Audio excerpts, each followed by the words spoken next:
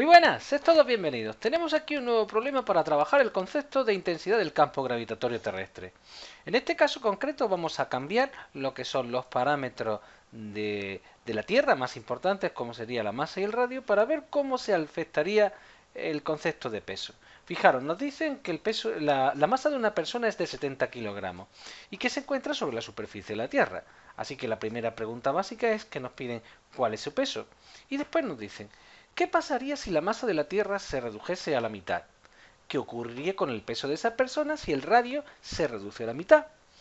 ¿Qué ocurriría finalmente si el radio y la masa, es decir, ambos dos, se reducen a la mitad?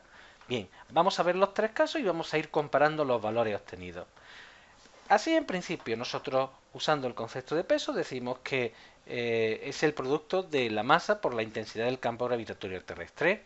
Igual que en otros problemas, calcularíamos la intensidad del campo gravitatorio terrestre, puesto que esos son los datos que nos han dado. No podemos suponer y arrancar directamente con el valor de 9,81. Pero tenemos la suerte de que ya sabemos cuál va a ser el resultado.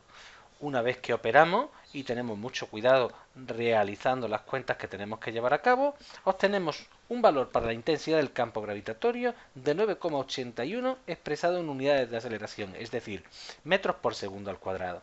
Así, cuando sustituimos en la ecuación del peso, el valor que obtendríamos para esta masa de esta persona en la superficie terrestre tendría un valor de menos 686,7 newton. El signo menos nos indica que es una fuerza atractiva y que la Tierra tira de la persona hacia ella. Bien, pasamos al siguiente caso, en el cual la masa de la Tierra se reduce a la mitad. Obviamente lo que nosotros intentaríamos calcular el nuevo valor de la intensidad del campo gravitatorio terrestre.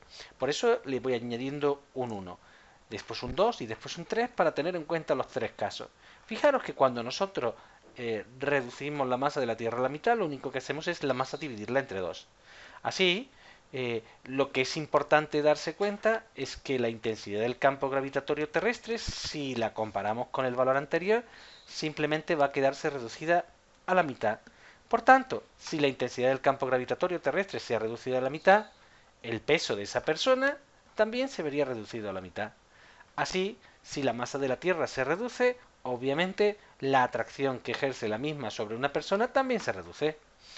Pero el cambio va a ser más significativo si lo que llevamos a cabo es una reducción del radio. ¿Por qué?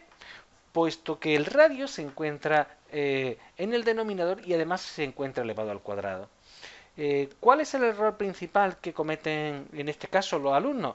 Pues dividir simplemente el resultado del cuadrado entre 2. Y eso no lo podemos hacer. Tenemos que tener en cuenta que el radio de la Tierra, al dividirse por 2, la cantidad que nosotros tenemos que poner al cuadrado sería la que se encuentra después de hacer esta operación. Obviamente puedo sacar el 2 factor común, pero ya elevado al cuadrado, como 4, y quedará en la parte superior. Fijaros que va a ser una cosa muy curiosa, puesto que cuando el radio de la Tierra se reduce a la mitad, la intensidad del campo gravitatorio lo que está ocurriendo es que se está multiplicando por 4 y pasa de tener un valor de 9,81 a casi 40 unidades de aceleración. Por tanto, el peso de esa persona aumentaría por 4 veces. Así, en un planeta como el nuestro, conservando la masa, pero que tuviese un radio de la mitad del que tenemos, es decir, de unos 3.000 unidades, pues allí el peso se habría multiplicado por 4. Fijaros que el cambio en el radio es mucho más significativo que el cambio en la masa. En el último apartado nos piden que comparemos radio y masa. Y lo que tenemos que tener en cuenta es que si la masa se divide entre 2 y el radio de la Tierra entre 2, lo que tenemos que tener muy claro es que por un lado estaremos la intensidad del campo gravitatorio multiplicándola por 4, pero por otro lado también dividiéndola entre 2. El efecto final es que la intensidad del campo gravitatorio en este caso se multiplicaría por 2 y el peso de la persona multiplicaría por 2. Como veis, este ejercicio es muy interesante puesto que cambiamos los parámetros que afectan a la intensidad del campo gravitatorio terrestre y podemos analizar cuál de ellos tiene preponderancia. Espero que os haya sido de utilidad. Nos vemos en el siguiente. ¡Mucho ánimo!